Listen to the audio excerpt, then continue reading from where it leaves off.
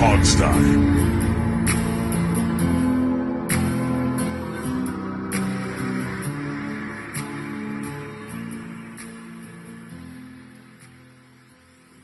Hey, everybody, and welcome to the Hogsty. We are in uncharted territory for this show. We've never been doing a podcast about this team this late into the season. I'm a little confused. I'm a little lost. I'm losing my voice. So if I sound a little deeper throated, it's not because I'm doing my Bill Skarsgård impression from Nosferatu. Yeah, But by this time, usually we're dreaming up what can we do? Season recap. Let's split it up so we don't Right. really start the off season until after the Super Bowl, and we just kind of BS our way through the month of January. typically, It's very Steve's weird, telling me, no, I can't read all my mock drafts that I've done through the week. and nobody cares about 100 mock drafts. No. And then we always find a way to insert. It doesn't matter because Dan Snyder will find a way to screw it up anyway. Yeah. Yes. I Yeah. mean, It is uncharted territory. I gotta yes, say. it is. But Washington gets a big win versus a historic playoff rival, the Tampa Bay Buccaneers. I'm going to call them that. That we don't have a real rivalry, but we have this weird playoff rivalry with the Tampa Bay I Buccaneers. don't know if I'd call it a rivalry. I mean, it's just It's just weird. Playoff We always history. played We them have in a the history. playoffs. yeah, they always play them. It's odd. Yes, it was that or the Seahawks forever. Yeah, well, I mean, to be fair, there have only been a handful in 20 years, okay? It's not Right. like it's an every year. This is like a once every 5 years thing that happens Right. by accident. It's like an election. That's Well, not by see- accident, though. No, I know. Washington Well, making see- the playoffs is an accident. Well, see, that's what makes it odd because we've only been in the playoffs ever so often, and there's ever so often it's been very, very rare. It just happens to be against Tampa Bay. Tampa all the time. Tampa or Always Seattle. seems to align. It's just weird. I mean, the trivia question would be, and I don't know the answer to this. When is the last time Washington played somebody besides Tampa or Seattle in the playoffs? Ooh, that would be a tough. That would be the Rams back in was it 2000? Oh, I do have an answer I right th- off the top of your head. Oh, wow. Yeah, the 1999 playoff run. Yeah, the 99 playoff run because they lost to Tampa in the second round. Yes. So you're right. It was. If you remember being the Rams, I'll take your word for it. I believe that was the Rams in Okay, now I 99. got it. Now you got me wondering here. So you're Steve, talking about look up the 99 1999 Washington I got it. Redskins. I One of got my it. favorite teams of all time. Okay, so they lost to Tampa in the divisional round. And Right. so then your point is that the first game, the wild card game, was Right. It says Rams. Show me Rams. Hold on. I looked up the one game, not the whole Stephen season. Davis, Brad Johnson. No, it was Detroit. Oh, Detroit? really? When Huh. did they? Oh, you know what? Tampa Bay played the Rams in the second round, didn't they? That year. You're gonna make me look that up too? No, Is it didn't that Tampa important? play? Isn't that the year the Rams won it all? Yeah, I Very think short that was curve. the year the Rams won it all, and they played. And I think the Rams played Tampa Bay that next round. In is the what that conference was. championship. Yes. Yeah. Yeah. All right. Yes. So think that's so what that really was. then so it's Detroit. You want to throw Detroit in this? Yeah. Then we really have a problem. Like when has Washington played somebody besides Tampa, Seattle, or or Detroit? Detroit. That is a problem. Did we Probably make the Minnesota? playoffs at all between like the Super Bowl championship teams and that 99 season? Like that was a real drought. I don't even remember if they Because- made the playoffs ever. Because didn't they play in 91 season? They opened up with the Falcons that year. Right. They played the first round. Lions. They lost the Um, divisional round in the 92 team lost the divisional round the year after the Super Bowl. Right. Is that what you're talking about? No, well, I'm talking about 91. They opened up with the Falcons, and then they beat the Lions that year, and they went on to the Super Bowl. Right. And then the 92 season, they lost in the divisional round. It was Divisional round of 49ers. 49ers. And then after that, it was 99 season. They were in the playoffs after that, right? Yeah. There was a big So drought. there you go. So it was the 49ers then, the last one. Yeah. Right. Okay, so now if we're gonna say 33 not the 32 years 49ers. ago. 32 years ago, Yeah. Washington played and lost to somebody not the Buccaneers, Yep. the Seattle Seahawks, or the Lions. Yep. There you It's go. been a long time. But Washington now gets to play the Lions again this week, which is going to be exciting. But first, we really should talk about the playoff game that just happened because it was easily the best playoff game of the week. Oh yeah. Uh, Without question, it was competitive right down to the end, just like every good Washington game's been this last month. So, Steve, why don't you hit us with those big All right. numbers? Obviously, Washington won the game 23-20. Jane Daniels went 24 for 35, 268 yards, 2 touchdowns, no interceptions, quarterback rating of 110.2. He was also the leading rusher, such as it was, if you want to call it that, 13 for 36, 2.8 yards per carry. Austin Eckler was 8 for 27, and somebody named Robinson. Have you heard of him? Somebody No. named Robinson had 10 carries for 16 yards. I don't know who that is. De'Ami Brown was the leading receiver, 5 for 89. Terry McLaurin also had 89 yards, but in 7 receptions. Austin Eckler, 3 for 26. Zach Ertz, 2 for 23. That Robinson guy again was 4 for 22. Did they pick him up on free agency or something? I don't know. I've not heard of him. Yeah, Olamide Zacchaeus had the was 3 wrong for R word and the running back were that weekend. That's for sure. yeah, and defense-wise, Bobby Wagner, 8 tackles, Jeremy Chin, 8 tackles, Marshawn Lattimore, 8, Frankie Louvu, Quan Martin, Dorrance Armstrong all had 4. And of course, there were no punts, which is amazing. Zane Right. Gonzalez, 3 field goals, including the game winner at the end. On the Tampa Bay side, Baker Mayfield went 15 for 18, 185 yards, 2 touchdowns, quarterback rating of 146.5. Bucky Irvin was the leading rusher, 17 for 77 yards, 4.5 yards per carry. Mike Evans was the leading receiver, 7 for 92. Jalen McMillan, 2 for 41. And that is stats for the week. Yeah, I mean, look, the offense put the whole thing on Jane Daniels. I think we should start there. This was, and it has been for a while. It's the Jane Daniels show, starring Jane Daniels, co-starring Terry McLaurin making a few plays, co-starring a Produced few other by guys. Jaden Daniels. But yes, Produced and voiceover work directed by by Jane Daniels. Yeah. He does everything for this team right now. He's running, he's throwing. There would be no real offense without him. They would be 6-11 without him. I'm not sure they get 6 wins, but yeah, you're right. It is amazing what this guy has done. I don't like to be the hype man or whatever. It's not my speed. Right. But the guy has so vastly exceeded expectations. He looked like a veteran in this game against Tampa. I wouldn't say it was his best game ever. Certainly it wasn't statistically. It was a very good game for him statistically. Yes. Yeah. It was okay. I mean, he's done better, but point is, he was the sole driving force behind the offense. Yeah.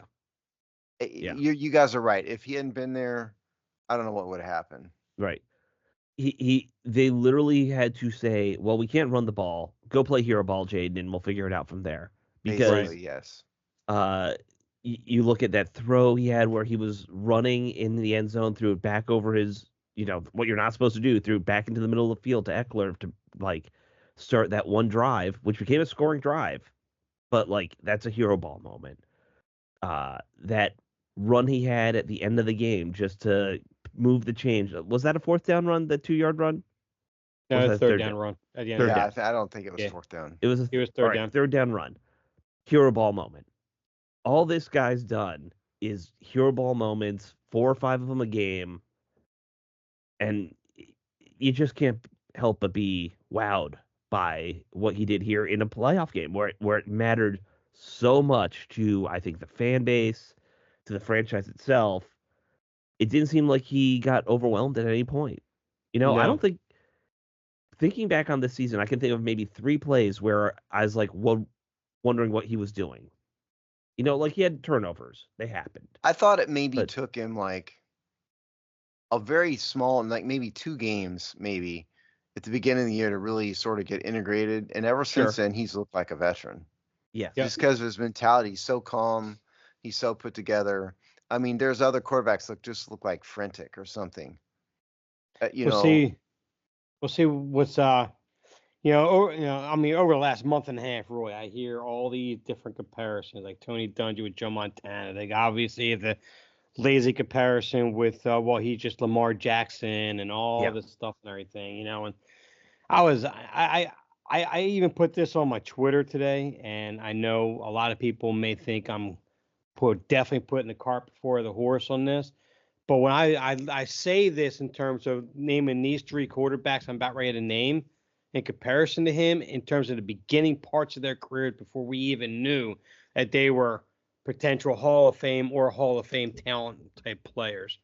Because when I think of his cool-minded mentality, I mean, even that kick at the end of the game right there to win the game, where everyone's on the sidelines sitting there all frantic, going to make it. He's just sitting cool, calm, and collected. We make it, stands up, okay. He's got the mentality ready for the next game. I mean, Mm-hmm. he doesn't get rattled. That reminds me so much of Joe Montana, especially in the later part of his years.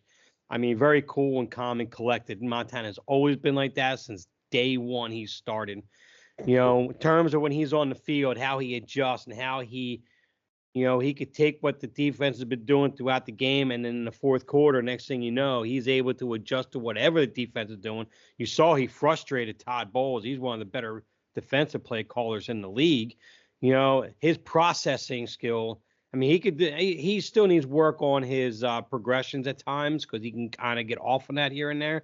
But early on in his career, when you look at how Mahomes was, how he processed things on the field, and how he was mentally adjusting everything on the field, that reminds me so much of him. And then, of course, his athleticism and everything, Lamar Jackson-esque. I still say esque because Lamar Jackson is still more elusive to what Daniels is. But I look at those three quarterbacks almost rolled up to an extent in Jaden Daniels right there when I think of those qualities that he brings onto the field. And to me, I'm convinced that that's what he has right now. Could that change come next year? Oh, of course, maybe. Well, look But at right CJ now, that's what I Stroud. I say. mean, Yeah. CJ Stroud had a tough second year. I mean, I don't like to get the cart before the horse. I know it's what the nature of fandom is. Dave, I don't think you're making a call for the Hall of Fame for this guy. No. You're just comparing him to the careers of some historically great NFL players, and it's not an inapt comparison. The guy has, I mean, am I wrong in thinking that this game with no punts at all somehow was an historic game for him? You're gonna make me look this up. I don't think there've only been like 3 or 4 games where our teams never punted in the That playoffs. maybe that was what it was. Yeah. But I think Yeah. I think when they were talking about that in the broadcast, I think he's the only rookie to Yeah, he's the ever only rookie coordinate a to- playoff that team that was the like that stat. with no Yeah. punts. Yeah. Yeah. And there's been a number of things like that with this guy this year. He won the Rookie of the Week award more than anybody Yeah. else. He had for the first half of the season, he had a ridiculously high completion, percentage. Yep. Yep. I mean, there's so many accolades we could throw on him, and Well, he's going to get them from everybody. But at even the when the guy end of the has year. he's had a few bad games, but I've Right. never thought he looked rattled. All these other quarterbacks that Washington's had, there have been times when they've looked like a train wreck. Sam Howell did at times. Even Taylor Heineke was pretty smooth. He looked like a train wreck. Dwayne Haskins, like rest in peace, almost from day one. And there's Yeah. a lot of reasons for that. We don't need to relive it. But point is, this guy in RG3 was just like had bred chaos. Whatever you think about him versus chaos around him. Yeah. And this guy has just not been that. And they've had some. They haven't done well against most good teams up until No, now. but the Eagles game, which was what, 3 games ago? I mean, you And got to now put an this. asterisk by the Eagles game because Jalen Sure. Hurts went out in the first quarter. Well, yeah. And the when you truth of the think- matter is, if Hurts had stayed in, they probably would have lost the game. That's He the probably truth. would have lost the game, but he still did that. In terms of Jaden Daniels' play, he did that against He looked the the top same. defense. Yep. Yes. So I- we probably would have lost the game, but Jaden Daniels would have been the reason why we stayed in it to the end. Now, we didn't have those 5 turnovers. You never know. We probably might have had a chance to win that game. But Yeah. I mean, Yeah. you can say that about a lot of things. Yeah, If shoulda, absolutely, coulda, yeah. woulda. Yeah. But Sure. yeah. but Yeah. No, I mean, the one but this was a and the huge one- win. yeah. I don't want to just talk about Jane Daniels. I don't Honestly. I feel either. like we could Yeah. gush Yeah. about him for the whole show. I didn't mean to gush about him at all, but I just think it's appropriate given what we've Yes. seen from the guy. And this game was a perfect encapsulation of how he's been all year. It really No was. interceptions, no turnovers, leading rusher such as it was. All of that is exactly what we've all So watched for he 17 set a weeks. record for things like rushing this Yep. season, and we look at that and we're like, okay, that's just another thing he did this year. Like big deal. Uh, Yeah. you know, the, he's had so many great games. I think he had set the record for the most game-winning drives for a rookie because he had He had 4 of them this he had season in the 4 in regular the regular season. season, 5 to include the postseason. Yep. He had 12 fourth quarter touchdown passes and overtime passes combined. Yep. And he had a completion percentage of 72% in the fourth quarter of Yeah, these his games. fourth quarter It's stats alone are insane. insane. They're Where he crazy. ranks, Yeah. he It's ranks like ridiculous. top 5 in every category. Well, the number of game-winning drives, and it's just crazy. It's I- it's almost like he looks up at the scoreboard, sees the fourth quarter, and it's almost like Jordan-esque. He just puts on that switch. Right. It's just okay. It's time for me to. I would say Magic really Johnson-esque, not Yes. Jordan-esque. He looks at his tank. He says, "All right, I saved a lot in the tank for this fourth quarter. Now let me go." If you want Yes. to talk about overrated basketball players, then you can talk about Jordan. Well, then that's where we talk about LeBron. I thought, but that's okay. Him too. LeBron, yeah, absolutely. I'm a recovering Laker fan out there, Yeah. so yeah. I don't want to Muggsy just. Bogues just gets no love from anybody. Does he deserve it? I'm sure his family loves him. Isn't that enough? Yeah, it's fine. He was in the Space Jam movie. Was he? I never There you saw go. that movie. Oh, you should. Even if you hate Jordan, you should watch the original. It's a I don't classic. hate Jordan. I just think, and I've said this on It's Just Business, I think the legend of Jordan. It exceeds what you think he accomplished. I know. Yes, and the reason is the Nike aspect, the marketing aspect of it made him. He would have been just another great Hall of Fame player, put it that way. I'm not putting down his ability, but I think he would have been amongst the pantheon of greats, perhaps, but not viewed universally as the greatest, except for the Nike and the whole cultural phenomenon of Michael Jordan. That's what I'm saying. No, So I today get it. on the NBA. Yeah, I know. Sorry, but All right. yeah. So Anyway, so so let's I- talk about some of the other things that happened on offense. Okay, I want to Dami start Brown with had De'Ami a Brown. coming out Yeah, party. that's what I wanted to go because there's some negatives. We have to get the negatives. We'll get to the negatives, but I want to do positives first. Yeah. De'Ami Brown, you're right. That's the best way to say it. Coming up, right? I honestly, at the beginning of the year, I thought the Mhm. guy was washed. He Right. was going to fade away. They figured And- out a role for him over the season. Yeah.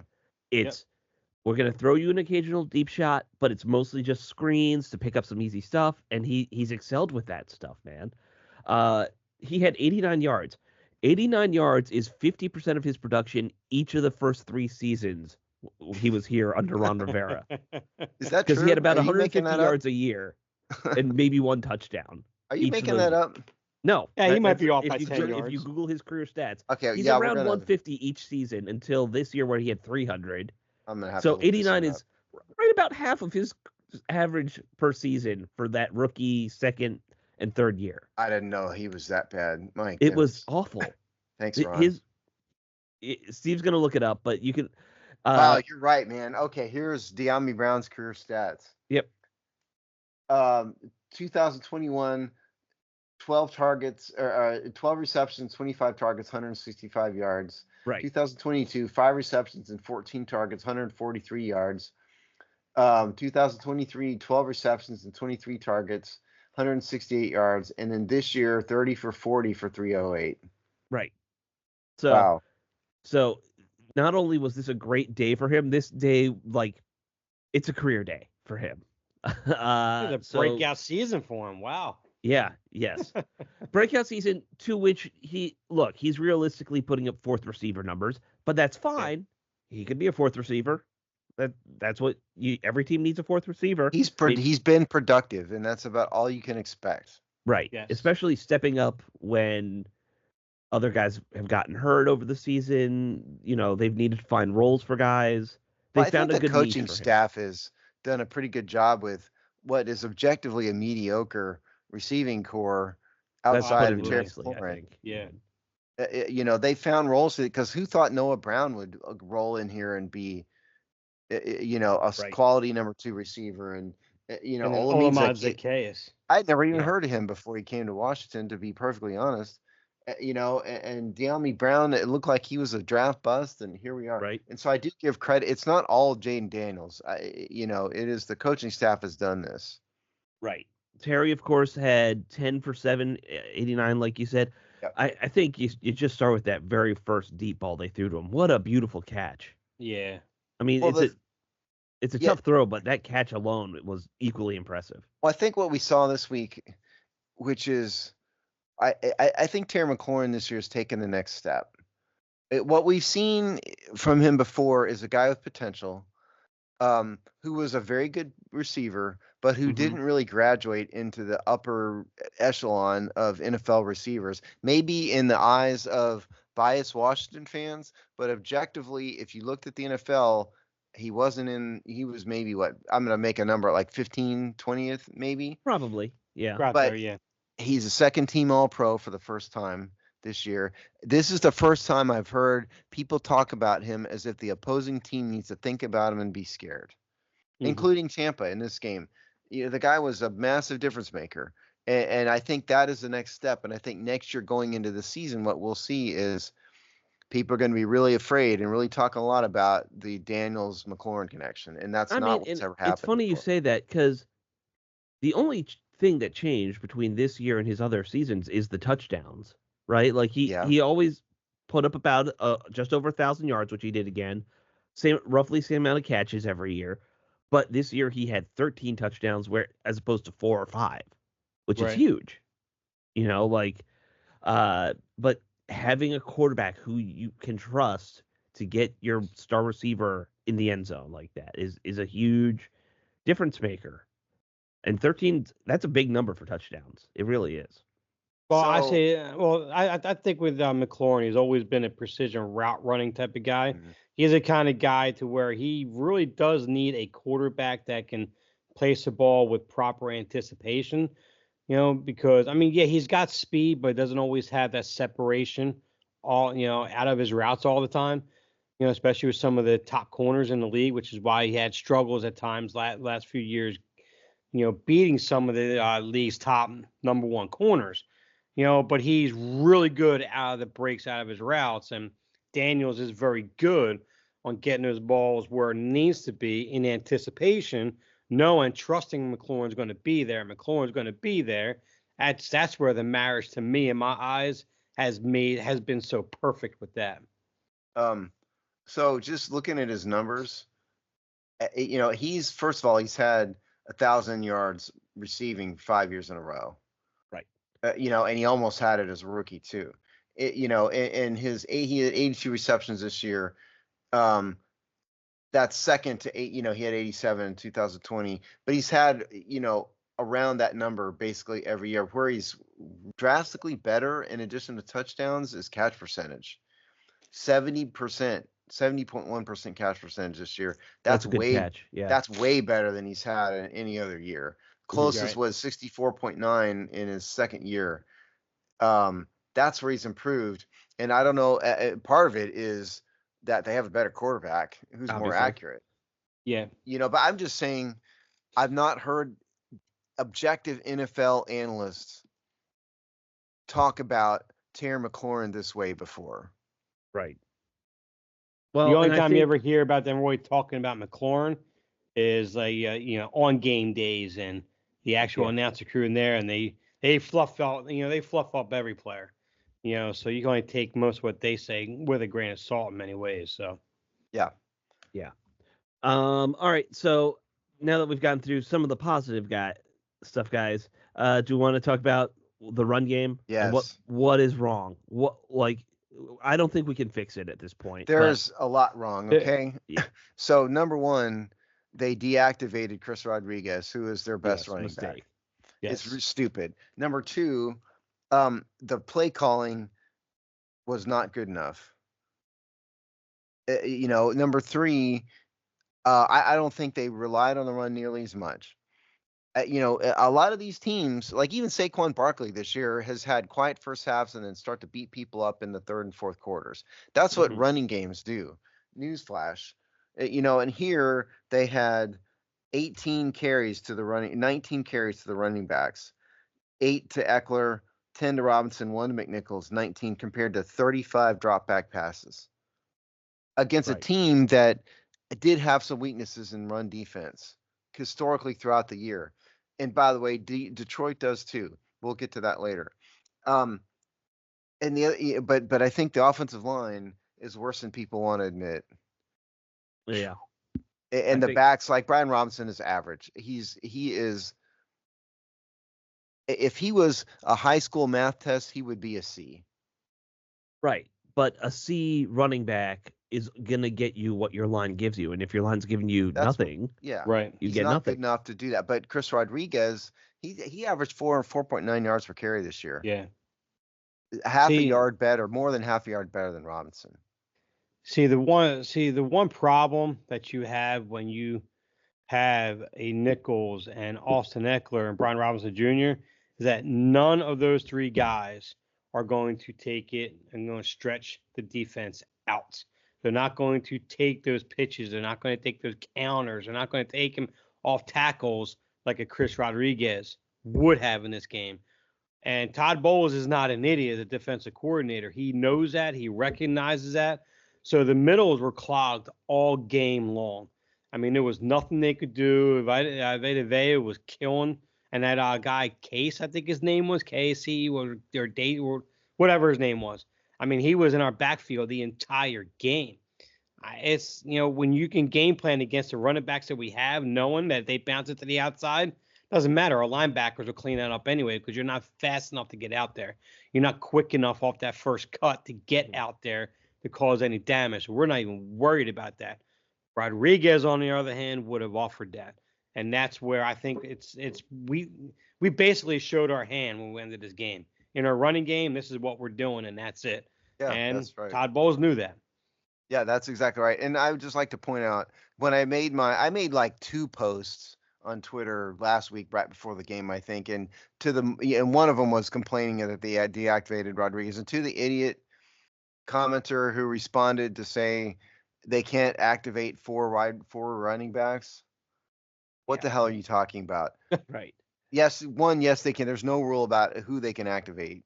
And number 2, if you're talking about they need to deactivate somebody else and who, yes, they would.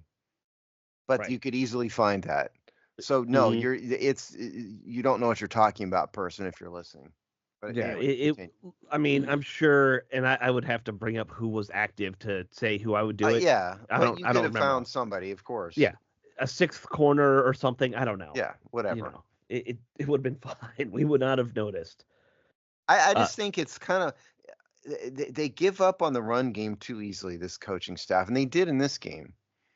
I think they do, but I do understand it because we all see Brian Robinson's running up the A gap and getting stopped at the line of scrimmage every time. Yeah, I get it, but sometimes you have to keep doing it to make it work.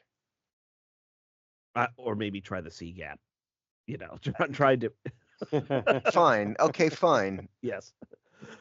I don't understand why we don't run off tackle ever. It's very strange. Other than the fact that they're always in shotgun, so it's harder to run off tackle. I get that part, but their tackle's really any good? That's true too. Well, see, that's the thing though. With Chris Rodriguez, I would see off tackle. I would see the stretch run plays. I'd see that with him in there. Right. So I mean, even this coaching staff knows the limitations of the running backs they had going to Tampa. I mean, it's like you could clearly see that just by their run designs and their run calls. It was did they try running a triple option at one point? Am I remembering that correctly? It wasn't a triple option. They had. I know they ran an option play, like a spread option kind of thing. Yeah, it wasn't a triple option. And they did not respect the running back at all. I can't remember. They just went right after Jaden Daniels. They did right after Jaden Daniels. That was it. Why would you? Right. I know. Right. Right. So. But yes, I remember them, and the announcer said, "Well, that's a college play. That's not going to work." Yes. Yeah, there's a couple college teams that are like dedicated to the run option. Right. And that does not work in the NFL because the defensive tackles. I get it. That I up. love running the option in like playing college football video games. It's fun, but it does not work in real life. Not in the NFL. It doesn't. In the not in the NFL. NCAA it can. Yes. video games and maybe at You can't Texas run an A&M. option against Vita Vea. Yeah. That's Yeah. just not going No. to be a thing. He weighs 800 pounds. He's in the middle of the field. Yeah, he's going to blow it up every time. Right. Yeah, that was the only frustrating part of the whole day. Like, if they could get even a below average run game going in a couple of these playoff games, I think it really helps them. The one more thing on offense I'd just like to point out, the Zane Gonzalez field goal at the end, Yeah. if that had been another year, the ball would have careened right instead of left. Mm-hmm. You Kind of like know, it did with Matt Turk when he was back in yes, 1999. but yeah, they're perfect. Yeah, that's exactly right. We just talked about 99 a while ago. Yeah, Yeah. that's exactly right. I mean, that's just like, I was gonna use another. That was gonna be too political. I had an analogy. I don't want to get into it here, All right. but that's sort of like the hand of God, just like tapping that ball an inch to the left, which put it on the inside of the pole, not on the outside of the pole. Right. You Right. know? Right. And people stop making fun of Zane Gonzalez's OCD. Apparently, that's a thing people are Does he doing. Oh have my OCD? goodness. Yeah. I had no idea until I was watching that go through, and I'm just like, dude, he definitely has something going on. Yeah. Apparently, he has OCD. And Yes. Yeah, listen, Const- leave people alone, man. Have a little class. That's not an easy thing to deal with, you know. I am going to See- make fun of him for his weird stance when he's kicking. He's the most casual looking kicker before he kicks a ball. Like, I'm Whatever like, works for him. yeah, it see, works. at first I thought he was just nervous, but then when I saw him doing What the does he have, repetitive Rachel? I haven't motion, even I was noticed. like, Does it's he like do something repetitive? yeah, it was constant repetitive motion with his hair and other things. Oh, I'm like, okay. oh yeah, that's not nerves. That's something else. Yeah. I Yeah. hadn't even noticed that. So Yeah. But don't make fun of that. That's not right. No, Like, leave him alone. Yeah. and he won us a game. Like, he's our Even if he fifth kicker. didn't, leave him alone. If he's got a mental illness like that, it's not Yeah. something to laugh at. Yes. Yes. Unless it's Tourette's. Tourette's is funny. Yeah, Alex is gonna laugh at Tourette's now. Okay, I mean, sure, let's laugh. At I've always Tourette's laughed at Tourette's. But only when they use profanity, not like just the tick. It's got to be the profanity Tourette's. There are people with Tourette's who spew out profanity and they can't help it, like in Right. inopportune moments. You Right. know. yeah, I actually have the tick version of that actually myself. To believe it or not. But See, the it tick, is not funny. funny. No, it's not funny. No, you are right. Of course, it's funny to those who can make fun of it, Right. but it is not funny in terms of that. Yeah, you're right. Right. No, it's not funny. Okay, let's talk about the defense. Now that Alex made fun of mentally handicapped people, Yeah, I'm physically handicapped. I get a little leeway, right? All right, let's talk about the defense. Obviously played good enough to win. Really, other than the fumble recovery, not a lot of huge plays on defense. well, but can that's we kind of start been this with the team's big MO, one? hasn't it? Let's not avoid the big issue. Okay. Marshawn Lattimore sucked donkey balls when he was matched up one-on-one against Mike Yes, Evans. he did. But, all right, you wanna Giant, start large, hairy donkey balls. there? As he opposed was- to hairless donkey balls, which Yes. would be a thing. Well, it'd be slightly better if you had to suck a donkey ball. Wouldn't you rather suck a hairless one, not a I guess hairy one? so. So he's sucked hairy donkey ball. Look, there's a history that I wasn't really fully aware of the hatred between these two guys going back to Yeah. prior teams. Yes. They do uh, not like each other. No, they've been thrown out of games and all kinds of stuff. But and there have been times which Lattimore has gotten the better of Evans. Right. In this game, Evans got the better of Lattimore on almost every occasion. They had to stop letting him travel with them. Notice in the Right. second half he didn't Yeah, do it and- anymore. Yep. After that first drive in the second half, that they were like, it's over. Just Yeah. make the Now- switch. No one from Tampa. Go ahead. I'm also not convinced that he was 100% in that game. There's just no way because he's been too good before that hamstring injury. I mean, he's been too good throughout his whole career. I think right now they're like, we can't go in this game with Benjamin St. Juice. So they threw them in there, gave a shot at it. He wound up being Benjamin St. Juice in this game, basically, unfortunately. But Witt, the defensive coordinator, spoke about that this week. He would say there is some rust on Lattimore right now. He still has to knock off, and now he has another full game under his belt. Came away from that game healthy. He's got a full week practice, and he does not anticipate him being like that ineffective this coming week. So we'll see how that is. Right. The only problem is he has a bad matchup with Amon-Ra St. Brown, so he can't be 1-on-1 with him. He's not going to be able to handle Amon-Ra St. Brown. Now, Jamison Williams on the other side is a different story. He might be able to do 1-on-1 with him. He's more of a Mike Williams mold or Mike Evans mold. I mean, I was the one that advocated letting him travel with. I think we all did actually with absolutely Evans. But after what we saw, I don't think you can let him do that again. He's just not with it. Yeah. And the fact of the matter, I mean, to your point about his injuries and stuff, he hadn't played this year.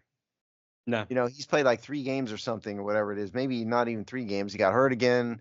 Yeah, they're listing him. He's listed on the injury report this week as full, as practicing full, but that doesn't mean he's totally healthy. Mm-hmm. I will say, like, no one from Tampa published his hold on column again. Mm-hmm. He talked about that penalty, the PI against Evans. And I mean, he's deserved the other ones in my view. But I mean, Evans did a swim move on him, and his arms kind of got tangled up in the swim move. I have a hard time blaming that one too much on Latimer. That could have been anybody. I just want to get that, in the sake of fairness, I want to get that out there. Well, that was a good move by Evans. That swim move. Was. I mean, that was. It was. I mean, I don't care if you had Darrelle Revis out there. You do that on him, you're going to get that initial separation. That's what. Corner. Yeah. That's what I'm saying. Absolutely. I mean, I can't really, I can't blame him too much. But I think the impact is Lattimore needs to stop traveling with people. Especially they got Amon, Amon-Ra St. Brown. Yeah. I mean, that isn't going to go well. Yeah. I mean, even a healthy Lattimore is not going to be able to line up with him anyway. No, we'll get to that. But I agree. Yeah. So that's to me that was the major defensive takeaway was that. I mean, that was the only thing that really stuck out. Tampa's offense, I mean, they kind of played how you thought they'd play. Yeah. They went to Evans a lot. Mayfield he had that really good scramble that kind of amped him up. But Washington's defense held them to just enough to win. Well, they got incredibly lucky that, Tampa fumbled when they did, and in the fourth quarter. I mean, because other than that, the only big play was a sack. They fumbled. Well, they fumbled at Tampa's 15-yard line, right, and it resulted in a touchdown. That was the turning point in the game. If that hadn't happened, if Bobby Wagner hadn't jumped on a ball, right, Tampa probably would have won this game. Mm-hmm. Yeah, they were already leading at that point in time. There's no telling what would happen. That touchdown, Washington's touchdown in the next drive didn't happen. There's no telling what would happen. Yeah. Right. Yeah, and we see this in the NFL all the time. Plays like this happen all the time. And you can't discount them. I mean, Washington did a good job. They got a fumble. Yeah, because I mean, even go back to the whole Brady fumble against the Raiders in that snow game. If that play was called if they call that fumble correctly, I mean that Brady dynasty may never even happen. That's crazy to think about. It is. Yes, it is. All right. Well, I think we should. We do have other things we want to talk about here. So let's do our game balls because this is our first playoff win. I'm gonna give you guys a last second crazy assignment. 2 game balls for both offense and defense each. 2 game balls. Yes, you have to give. All right. 2 people one. I got on it. each. You think you're gonna fool me? I got it. I don't think I'm gonna fool you necessarily. No. You're trying to make me nervous. It won't work. I'm gonna do Jane Daniels and De'Ami Brown on offense. De'Ami's coming out party, as one of you said earlier, and Daniels again. I don't even know what to say about the guy anymore. And on defense, I think Bobby Wagner for the fumble. Sure. And the second one is a bit tougher. I did fool you. No. I'm gonna say Sandersill, because he didn't have a great stats or anything, but he kind of came in and took over a little bit for Lattimore after Lattimore pooped the bed against Evans and a couple plays. So I'm gonna go there. I'm gonna go Sandersill. So there you go. That's all right. For me, since Jaden Daniels has 2 hands, I'm giving him both game balls. Oh, that's a cop out. That's not a cop out. He is an absolute beast. What he did in that game. I'm giving him both of my game balls. All right. And you know what? If it was 3, I put one right between his knees. There's your third You're one. putting your Is it 2 the balls model? right between Daniel's knees, huh? You got it. And as far as defensive side, I'm going to go. Now, you say Bobby Wagner for the fumble recovery. I'll give it to Deron Payne for causing the fumble. So we'll complete Fair. that connection right there. Fair. And then I'm going to have to go with Sanders still, too, as well. This kid, he's got the most pass defenses of any rookie corner this year, and he's playing out of position. He's been fantastic for us this year, and he absolutely deserves that game ball. You know, they didn't credit him with any pass defenses. I'm They looking actually at didn't credit anybody with any pass defenses in this game. yeah, There's not a yeah, single one credited by ESPN, at least. yeah. That's weird. Look, because It's weird. Well, technically Mayfield only they're had more- 18 attempts, 15 completions. And so- only 3 incompletions. Yeah. I Yeah. guess I guess that does make sense when you think about those parts of the numbers. All right, defense is tougher. I'm going to do that one first. I'm with Steve. I got to give it to Wagner for the fumble recovery. And then the second one is trickier. It really is. You fooled know- yourself. Yeah, I fooled myself a little. There I'm you gonna go, go with fool. Dorrance Armstrong for the sack, basically, because again, not a whole lot happened on defense. Now, I will say that Dan Quinn gave Frankie Louvu the game ball. I saw a video about it. I mean, Frankie's becoming the face of the team in a lot of ways. He's kind of like the default. If you can't think of anybody else, it must be Louvu. Right. Yeah, right. Hey, we had a good game. All right, Frankie, did you play? Yeah, here's your ball. You're And I good. believe he was another second team All Pro, was he not? He was.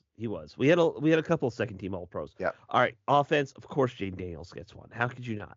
But I'm gonna give the other one to the Zaniacs out there. It's going to our kicker because he kicked that ball in. It bounced, but it bounced the right way. You're just trying to So- make up for the fact that you laughed about his OCD. I didn't laugh about his OCD. I said don't laugh about his OCD. Oh yeah. I said that's laugh right. about Dave's Tourette's. Oh, I'm sorry. Yeah. Let's get this. I do have one question though. Did Jonathan Allen just like rest the entire game or something? I mean, I haven't. He was No. active for that game, wasn't he? He yawned. He was out there. He, I he mean- was active. I don't know if he even he didn't He's record not even anything. on a stat. He didn't get a stat from what I'm reading.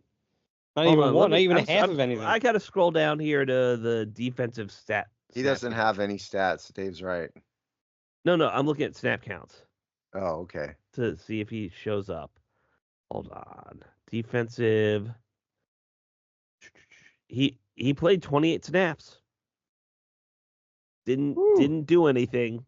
Someone's not going to be on this team next year. But go I- ahead. I We'll feel- move on. Yeah, we'll move on. All right, we'll move on. All right. We do have to talk about the Detroit game, but some NFL news.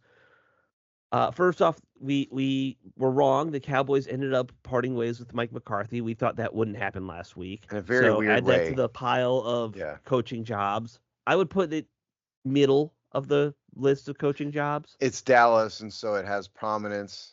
Right. Some But of from the a team perspective, they're not in the greatest position. the hilarious rumors that Dion might go coach at Dallas are amazing. I don't know And- if that's a rumor. I mean, I don't know if that's wild speculation. I mean, he would fit the Dallas to a T. It would be such a beautiful train wreck, I'm hoping. Well, supposedly they've already had a conversation already. Supposedly. Yeah. So, Yeah. I mean, but he would fit right well with what Jerry Jones wants for his team. This flashy jerk, like I can't stand Deion Sanders. It would fit very well over there. it would, and he's got his heart set on coaching his kid in the NFL. So Yeah. that would play into it too. All right, we got to talk about the Eagles fan thing though. Okay. So for those who don't know, and I'm sure everyone who listens to this show has seen it, a video made the rounds on social media. Some guy recording an Eagles fan berating his girlfriend at the game, a Packers fan and his Packers girlfriend. I won't say what he called the girlfriend. yeah, no, we don't want to do. He used a vulgar term that is used by against he females. used a term very popular in Britain that's okay there, but we don't say it over the States Right. very often. But it's a fun word to say, but you shouldn't say it. Don't say it. It starts with the You C. so badly want to say it. Don't do it. I'm not going It's to. like it's like the Commanders without the Omanders part of it. That's a good way to do sort it. of. So apparently, the internet got in a big hullabaloo about this. People were outraged and shocked, and then they figured out who the guy was and got him fired. This weird Well, homeless vagrant. you know what? Don't be a jerk in public. I have no sympathy for him whatsoever. Don't be a total. I understand. He's also banned from the stadium too. Yes. Good. Here's my one issue. As it goes with Eagles fans, this guy's like not even in the top 10,000 worst Eagles fans that I've ever seen. He didn't throw batteries at Santa Claus or throw up on a child. Right. He didn't throw up on a child. He didn't smoke crack in the stadium. He didn't Which is probably do cocaine in the stadium. By the way, I've heard stories of that happening. He didn't have sex in the stadium. I've heard stories of that happening. That's happened. He didn't get into a million fist fights. We've all seen that happen. Like, this guy is the saint of Eagles fans for his good behavior. No. See, sometimes all it takes is for you to get caught on video and it blow up. Yes. Which is what happened to him. Yes, there's fights are a dime a dozen, with the Eagles. There are a bunch of classless cretins out there. I mean, we all know that. Right. Dave, of course, is. Dave's the only one in Philadelphia but he's not an Eagles fan. True. But this guy got caught. Reason. This guy got, like, I'll give you an example. Like, Ray Rice lost his entire career because he punched his girlfriend in an elevator, like he should have, but he should have lost his career. Let's be clear. That's what I'm saying. Oh, I'm sorry. Yeah. He wasn't right to punch his girlfriend. He was right to lose his career. But if that hadn't been caught on video, we would have heard just, something about, possible, allegations of a possible altercation between Rice and the girl. We would never know. There's 30 guys playing in the NFL right now who've punched their girlfriend. Absolutely. And we know about it, and nothing's happened because it's not. Because Ray Rice is not only getting caught on video, it got blown up. Everything came as it should have. This guy used a vulgar term against some woman minding her own business, rooting for her team. And kudos to the husband, by the way, or the boyfriend or whatever he was. Fiance for not losing his cool and getting in trouble himself. Well, so two parts on that. One, yeah, if you're the opposing fan in any stadium, not just Eagle Stadium, I'll say, getting into a fight and starting to throw punches when you're in the minority like that, especially in Philadelphia, but in a lot of stadiums, you're gonna get jumped by like 10 other people. Well, my point was you're also going to get thrown out and charged yourself, probably. Right. From a legal standpoint, absolutely. But I'm saying from a human survival standpoint too. Yeah, it was not going to go well. Like that's how you get put in the ER. But he didn't even bow up against the guy. They just properly ignored him like they should have. But, if you're going to call people those kind of names and you're going to be classless enough to be a man and be small enough to call some random woman ugly names, you deserve what you get. I have no sympathy for you whatsoever, and I'm glad you got fired. The other thing I will say, having learned a lot more about this too, though, the guy who was taping, the fiance, he is one of these internet guys who does this, like goes around with GoPro cameras and tries to catch things, and he's one of those types of internet celebrity types. I'm just everything's saying, like, going to be on video nowadays. It is, but I don't know, what does that mean? How much of an instigator was he that we didn't see? I don't care, man. I mean, you don't call women names like that. I agree with that. From what I understand. Yeah, I mean, there was some level of instigation on that, and some of it actually came from her. So they did engage in conversation and stuff like that back and forth. But the thing with that is I've been to the link. I've engaged in conversation wearing my Redskins gear, and I've engaged in banter back and forth. I've been there with my wife, and she's there with me, and they see her, and they include her in a way to make fun of me, which is fine. I got no problem with that, but they never really engage with her. Right. But the thing is when you start getting to a point where you want to stand above a woman like that, and you want to sit there and start doing that and start showing your muscles and using the derogatory terms like that, because some people say, well, being fired was a bit harsh. You know what?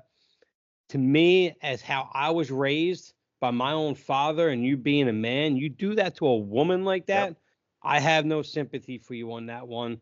You Oh, of deserve to course. lose your job. I Now, totally am with you. Totally agree. if he turned to the guy and you That's another started matter cussing him out, entirely. that's a whole other Yes. conversation. Now, is that being petty? Absolutely. If you want to say I'm petty for that one, but I'm sorry, but that's a woman right there. You And don't by the act way, like like that. the stuff you're talking about happened to you sounds to me like it was sort of good-natured Yes. sports banter, and Right. there's no Yes, problem that's with all it There's that. no was. problem. Yeah, if it's hey, your team sucks, your town sucks, who But cares? fine, yeah. Right. And Even also it, another thing is when you go to the link, the further levels you go up, The the less least class there is. the Yeah. less classes, the Yeah. less education they have up Yeah. there. right. They're more of the brutes, or they're more of the bullies up there. They're the guys that would sit there and they're the knuckle draggers of the whole stadium up there. They're the Neanderthals up there. When you sit up there, That's saying a just be lot if quiet. you're the Neanderthals of the Eagles fans. So Well, Steve, it's even in Philadelphia, those bottom level seats cost, way too A much lot. money. Yeah. No, you're That's right. the I'm just, problem. yeah, We've you're right. we've back in the good old days, the knuckle draggers could afford the bottom tier because it was $20. oh So I think we said enough, but point is, yeah. screw that Yeah. guy. You deserve what you get, and I have no sympathy for you. Neither does Yep. Dave, and neither does Alex. I don't have any sympathy for him. I still can make jokes and make fun of it all. Of course. That's my rule. If I can't make fun of it, it's not worth talking about. All right, let's talk about the next game. All right. Washington now taking on the number one seed in the NFC, the Detroit Lions, which still sounds weird to me to ever consider Detroit good. I know they've been good for years, but it's Detroit. Like it They blows haven't my been mind. good for years. They've been great this year. There's a difference. Yes. Yeah. Not a lot of people are giving them a chance in this game, guys. I'm going to be Well, honest it's with you. well earned. Look, Yeah. here's the thing. I got some numbers for y'all. All right. The Detroit Lions are the number one scoring offense in the NFL. Yes. That's first and foremost. 564 points. They have dramatically outscored everybody else. They have put 50 points up twice this season. They have put 40 points up 4 times this season. They've only had under 30 twice, and those were both it was weeks 2 and 3. Their offense has been on a steamroller.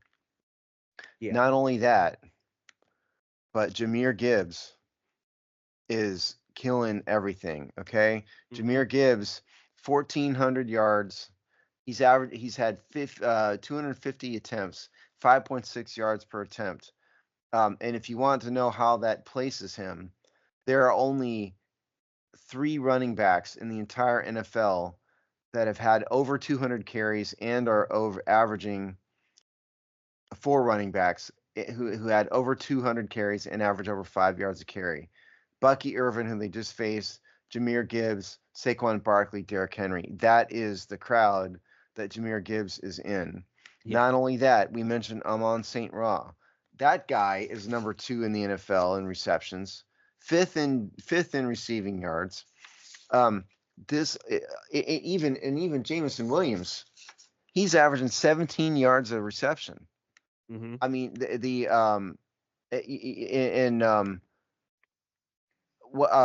Jared Goff, quarterback rating. Detroit is number 1 in the NFL in quarterback rating, number 2 in the NFL in quarterback rating behind the Ravens. This offense is scary, scary good.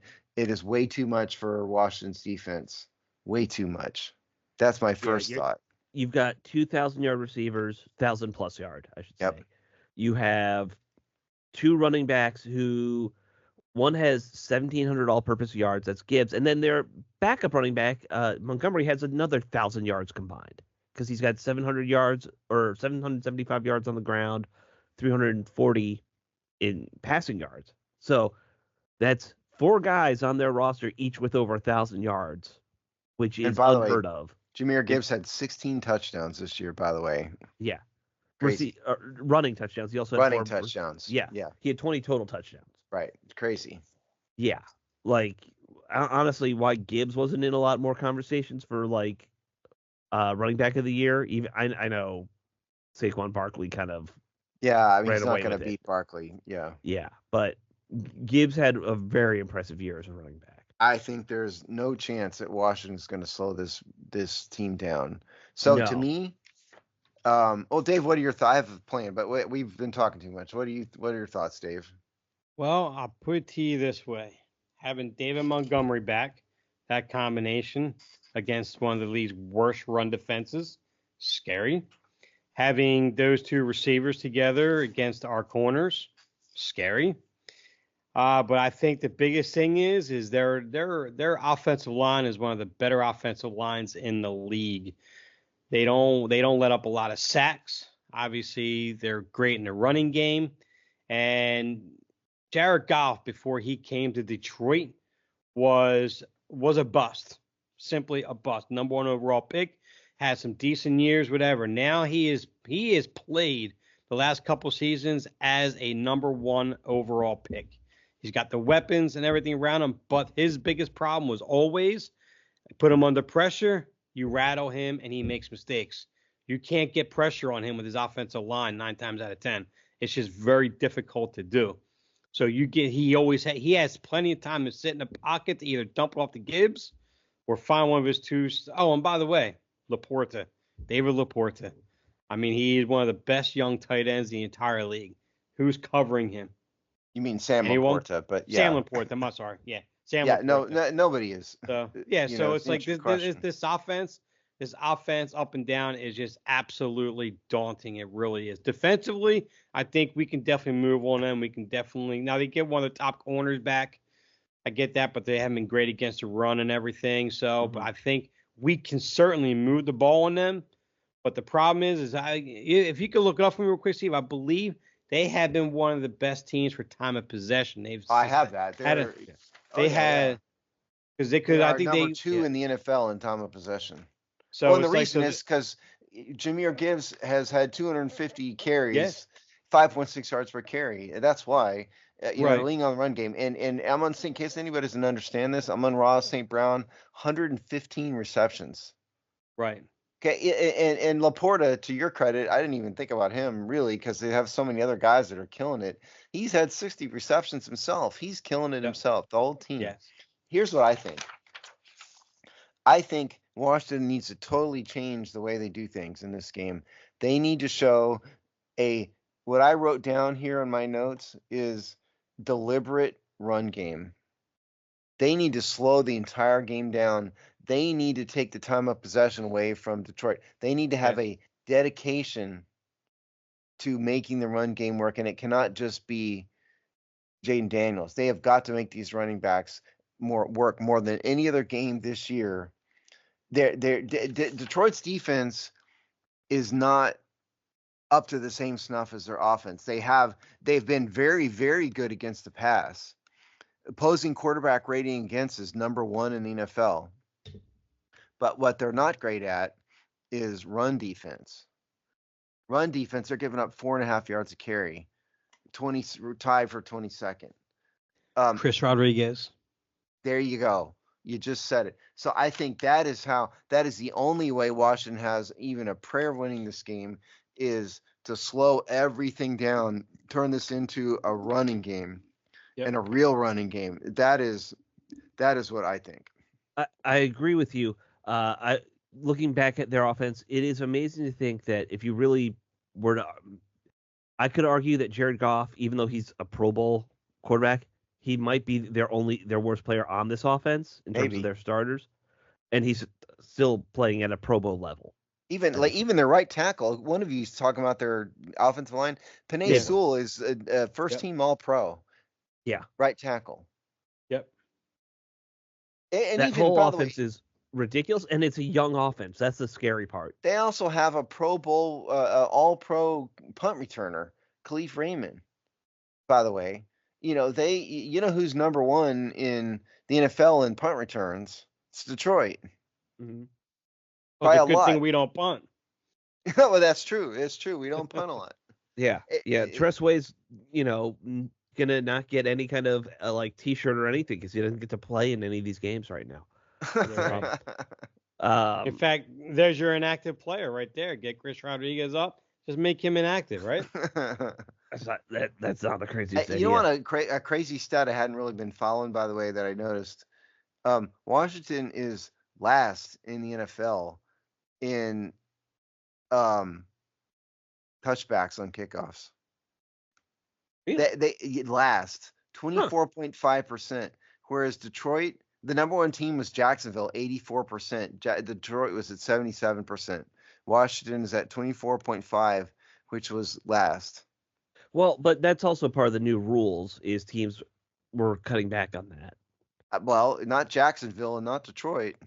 Well, their teams stink. No, In terms of coverage, I mean, maybe. but okay, so I have more numbers for you on this. How many teams is that? 13 teams had over 70 touchbacks on over 70% of their kickoffs. 13. That's actually higher than I thought it would end up being. Yeah. It's better than it was, which was in the 90s, And if pretty you much want to league-wide. drag it down to 60%, 19 teams have over 60%. Huh. Still, way better than it used to be in terms of people actually returning the ball. 50%, 26 teams have over 50% Mm. touchbacks. Anyway, enough of that. I just Yeah. thought that was an interesting stat. That is interesting. I haven't looked at that, and I should because of the new rules. I'm curious. I would have been curious. I just look think the into that. only chance, and the Vegas agrees, by the way, it's Detroit's favored by 9.5 as of Yeah. Wednesday night when we're recording this. I think the only way to win this game, only chance Washington has, yeah, Jaden Daniels hero ball. You got to give him any shot, because of that. Right. But realistically, you've got to take the ball away from them. You've got to slow everything down. The only way to do that is to have a real running game, and they need Control to the figure out. clock. Yep. Yep. That's it. And maybe hurt some people. I'm not going to say that, but have somebody with a tire iron, I'm thinking more like the old Chicago Bears. Like it's fair game to try and break a leg. I don't know. Like, put the third string defensive lineman out there just to jump on, Jared Goff's leg or something. Yeah, there you right. go. We're not. That was the old that. way. That was the Chicago way. We're not advocating that. No, we're just not kidding. advocating that. Says the lawyer. Yes. But it might be the only way you could win. I'm just not advocating it. All right, let's do game predictions and wrap this thing up. I think right. for the night. Who goes first, Alex? You pick.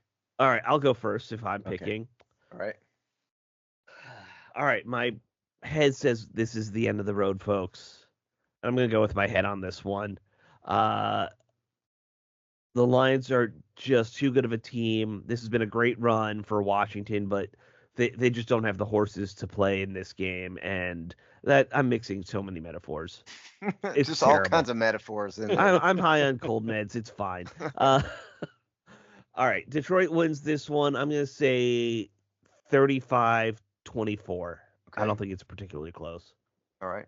Dave? Well, first of all, let me drink my Kool-Aid. Oh, no. Here we go. Mm-hmm. He's Dave, literally drinking beside you. I feel like I've seen different color cups the whole show. Let me tell you something.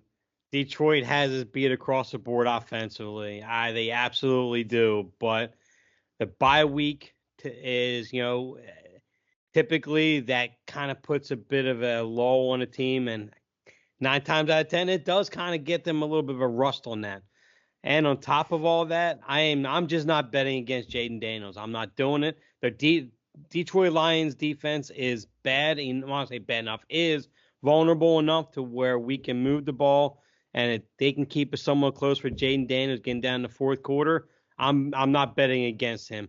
I'm going to pick the upset here, and I'm going to say 34-31 Washington. In the words of Homer Simpson. Oh, absolutely. Absolutely. And by the way, I'm not backing up into the bush. I'm out here with the hat on and everything. By the way, just for the record, they won 47-9 after their bye week. That's fine. Against who? Though? Dallas. It's Dallas. Dallas beat Washington. I know. I'm going. Yeah, this is not going to go well. I'm going something along the lines of 41-24. Detroit. I don't think it's going to be close. It's over. It's over. Yeah. And It's been a great. you're most likely right. Sure, I get that. But You're going to be the one, Dave. If they win, you're going to be the only one out there calling it. the only thing I have to decide is what unhealthy food do I want to eat I watch us get our ass kicked. That's all I have. What is Detroit famous for food? They're not really famous for anything in particular. Coney Island hot dogs and Detroit style pizza. There's a thing called Detroit style pizza. It's a super thick crust pizza, and then they traditionally put sauce over the top of the cheese. I That's thought that what you was have to. Chicago dish. I thought that was Chicago deep dish. No, Chicago is a different? deep dish, so the pizza, it sinks in. Right. Detroit is like a focaccia bread. Okay. Yes. Fat guy. Interesting. Okay. There you go. Yeah, the fat guy knows. Yeah. Yeah. Well, that's what you need to do. I mean, I could legitimately eat nothing in your house. No. No, well, no, I make a lot of salads. I just don't like talking about it because you don't win friends with salad. You win me with salad. I guess I don't count. I make a lot of healthy salads, although then I also make Caesar salads a lot, which are not healthy. This is dramatically unhealthy. Yes. Yes. Right. My advice would be the big that big fat pizza, whatever you Yes. said. The Detroit style pizza. Yeah. Okay. I'll consider Steve's advice. Very briefly and then ignore it. All right, guys. You all have a good one. Enjoy the game, win or lose. This has been a hell of a season. And if we win, we're going nuts. Yes. All right. Later. Say it. Shit. We forgot to do this. So let's do this before we really end the show. Haha, almost. We fooled you. Ha ha ha ha. Yes. All right. Playoffs. The 4 games. Let's run through them, and everyone gives their predictions real quick. Okay. All right. We already did our game, so we'll skip that one. I've got the list in front of me. So All right, let's do go in the order. first game, AFC game, 4:30 on a Saturday, Houston at Kansas City. This is going to be a massacre. Kansas City wins going away. That's my prediction. Battle on of ESPN. Texans. I'm with you. The Well, former I Dallas think- Texans beat the Houston Texans. Yeah. Well, I think the game's going to be a little bit closer than that, but I think the Chiefs will win the game, though. I think it'll be a little bit closer, though. Yeah, Houston's offense just hasn't been the same. Okay, Washington, Detroit is at 8 p.m. on Saturday. We already covered that. The Sunday games, the early game is the Rams at Philadelphia at 3 p.m. Philly's had problems. They haven't quite looked the same, but it's also Jalen Hurts coming back. One more week from his injury. So I think this is going to look like a little bit of a sloppy game again, but Philadelphia's going to win a fairly close one, I think. Yeah, I think I agree with that. I think it's going to be close. I think the Rams will have opportunities to win this game at the end, but I think ultimately this game will get in the hands of Saquon Barkley, and they'll pull away late in the game.